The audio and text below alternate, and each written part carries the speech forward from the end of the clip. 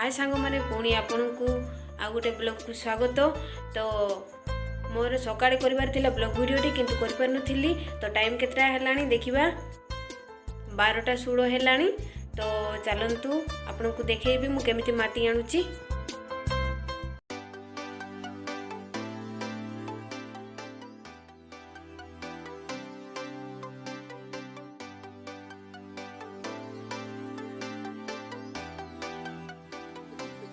देखुच सांग माने केमिति परिश्रम चलीची।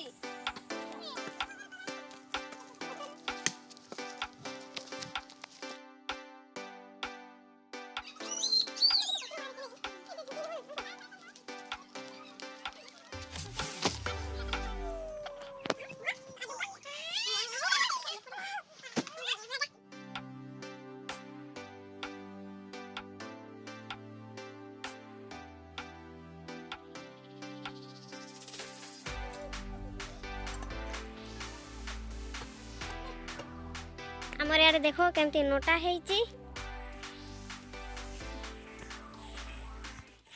मु सेमान को डाकी आने मु तो आगु आसी जाइची। तो मु सेमान को डाकी नहीं मते मुड़े देबो किए। मु तो माटी पुरै देछि कि तो एका मुड़े परबिनी। आ मो देहर एनर्जी भी नहीं। देखंतु मु सुकुटी हे गलिनी पूरा जाउची सेमान को डाकिया पई। तो सांग माने आज आपन को हम गांवली भाषा केमिति कथा कहू आमे सांग मन का सहित देखबो। हां शादी पिला आउछ बागे बे ओ आम दो माने जम से तारे सिकानु तू आ भजा ओ अरे या ने तो ई को तो पागा बिनची ने रे होय बसना तना ई को रोका एला तबे सुनो अब ये हासा दे पिले बुनु इन प्रा हि केन मांग रे हारे हासा को दी इया टुका का ने पर टुका का ने इनके दीपिल हो तो पांकोआ इमत्रा कोई ना इनके दीपिला ने दीपिल जनी गंध शेर थी बसना तना ओ कोई ना निशा रजनी गोढा गंधा का प्रा इनप्रा बासना तक पूरा फिट चाबा नहीं हुनन। अरे या दो सीमा नानी दोक साकी जेम अरे या ने तो नेलम चिलका चाबा देना।